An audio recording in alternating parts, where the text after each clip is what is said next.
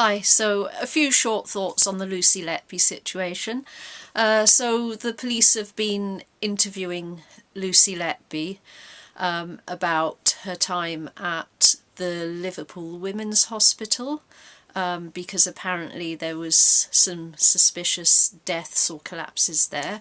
So you'd automatically think, oh, now they've got real evidence, and all the people who think she's innocent, well, we've got to think she's guilty now. Yes, apart from the first lot of evidence, that was the confession notes, that was Dewey Evans's watertight medical expertise, that was the rota chart, which was, you know, double entered just so they could be thorough, and that was the draw of doom, which no one ever got to see, and that, you know, there were various gut feelings and what have you, and basically all that evidence, it proved to be pretty much worthless. So I'm sorry, someone telling me that, oh, now we've got real evidence at this other hospital. Sorry, no, pull the other one. It's got bells on. It's not going to wash. I've heard it all before, because as many of you know who've watched my videos, I did believe that Lucy Letby was likely guilty when she was first convicted, because of the evidence that was presented and how it was presented, and we now find out half the picture was presented, or an inaccurate picture was presented, certainly enough to make the trial and the conviction very, very doubtful. And I don't know about other people, but I feel like I was conned. I feel I was tricked into believing stuff. So someone coming along and saying, oh, we've got all this other evidence. Seriously? You think I'm falling for that a second time? Nope. You know, if you really think she's guilty, prove it. Do the job properly this time. And a lot of people have said it's actually good that this is going, that they are asking these questions, and I do agree with that, because you know, it needs to be investigated and laid to rest. So what are some of these allegations? That water was found in a breathing tube. That's one of the allegations, and another one was that a baby had been poisoned with insulin. So let's come to the water in the breathing tube, and they said it was a highly unusual incident. So the Redditors, I've been looking at what's been coming up on Reddit, and you get your she's definitely guilty, definitely innocent, not sure, in kind of fairly equal measure, less in the middle, you know, so it's roughly half and half, to one side or another in varying degrees. And it does include health professionals. Now this is interesting because it's health professionals both ways. So some are saying, yeah, I'd never do that to a baby, or this could never happen. She's very definitely guilty. And some are saying, well, actually this can happen. You know, sometimes we make mistakes, sometimes the machines actually do this. And this was from one Redditor. I haven't got the post to hand, but explaining that water can get into to the breathing tubes via condensation. So it does sometimes happen. So that it's been presented as a highly unusual event. See, that is misleading. I certainly don't think it's a normal event, otherwise the machines would have been made a lot better so that this didn't happen, but it does appear that this can and does happen. So it's not completely out of the ordinary. The other one, the insulin poisoning, I don't know the details of that, but we've already had cases of insulin recordings that have been shown, you know, after the fact to actually be dubious. They can be read a number of ways. They're not necessarily reliable, so this could very well be of the same pattern. What was also reported, and this was some time back actually, that a load of breathing tubes had become dislodged, something like 40% on her shifts, when the expected amount is 1%. And again, because of how the statistics have been used, I forgot the statistics, but that's another reason why I'm very, very sceptical of this new development.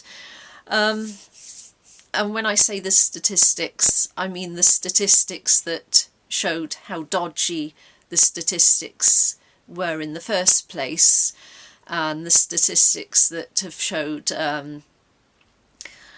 you know, how this can be interpreted differently, you know, how likely things actually are.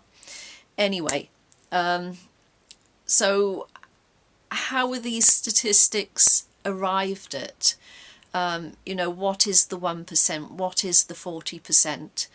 And to be honest, 40% is a hell of a lot if it's supposed to be 1%. So was she the only nurse that the tubes became dislodged 40% for, or did other, you know, nurses and healthcare staff have, you know, high numbers as well? That's to be taken into consideration. So if it was just her and it was that amount, well, that's noticeable. How was she allowed to continue working as she did without this being taken in hand? That makes absolutely no sense. So over her whole period, I think, of working as a nurse, she cared for upwards of 4,000 babies. The figure 7,000 has also been quoted, but it's upwards of 4,000.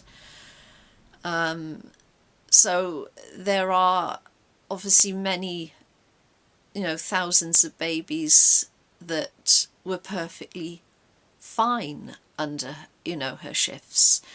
So it puts those figures into perspective. Now, I have to say, if, you know, she was, you know, doing harm, then nothing's all right with that. And, you know, 7 collapses is 7 deaths is just 7 too many. I certainly don't mean to minimise it. But yeah, that is kind of my thought for the day. Carl Jenkins has mentioned Derren Brown. I don't know if anyone's watched his videos. They're up there on YouTube. He's, I guess, what you call a mentalist. So what people, not hypnosis, but you know, sleight of mind, if you like. So it's how to persuade and influence people, but not in like the one-upmanship sort of way. He's explaining how this is done, how people do this, and he does this within the confines of a show, and it's not to get one over on people, it is to show how this is done, and how we can manipulate people. He looks a lot at, say, spiritualists, and how they can read people by picking up on signals and asking, you know, like open questions or leading questions. You know, someone with a T, someone with a, you know, relative with the name of, with the letter T in the name. It's a common letter, so you know, you can look around the room then and see, oh yeah, I saw that person wink. And there's certain other things, like if you're if you've got a hot drink, you can actually see the reflection of someone writing. If you got sort of a certain setup of mirrors and shiny surfaces, so you can pretend that you're mind reading what they write. Anyway, he did a program, or one of his shows. It deals with the idea of priming, and put simply, priming can be if you're advertising and you want people to think of a certain thing. So if you want people to buy your car, you might have your car in some lovely countryside, for example. So it's persuading people to think of a certain thing. So although the way he does it, people see images of streets, or they'll get a text with certain words in it, and then he'll give them a questionnaire or ask them to think of something, and they all think of the same thing. And the reason is for the time they've been travelling to the show, and since they've been in the show, they've had these images or these suggestions projected at them, so that is it's kind of a familiarity thing. So that is their go-to response when they're asked the big questions later on. So that is very, very interesting. The reason I mention this, I wonder how much this was actually done whilst certain people were thinking certain things about Lucy Letby, but not actually, going as far as telling the police. But I wonder how, whether a bit of paper was left on a desk that people saw, and so or certain images. So for instance, we know that Dr. Jayaram, he had a paper about air embolism on his desk from June 2015, and he shared an office with Dr. Breary. So did Dr. Breary sort of walk past that paper on Dr. Jayaram's desk and see the spike in deaths and, put two and two together and think, oh yeah, that must be what happened? That's what I mean by priming. And obviously the nurse death conversations in the corridor, how did that happen? I think something in that case certainly was being suggested, for a reason, because they wanted people to be thinking that, because I'm going to say because they were concerned. Okay, so anyway, that is really my thought for today. There's some excellent videos out there I see coming up, so I'm going to go and watch them right now. So please like, subscribe, and hope to see you in the next video.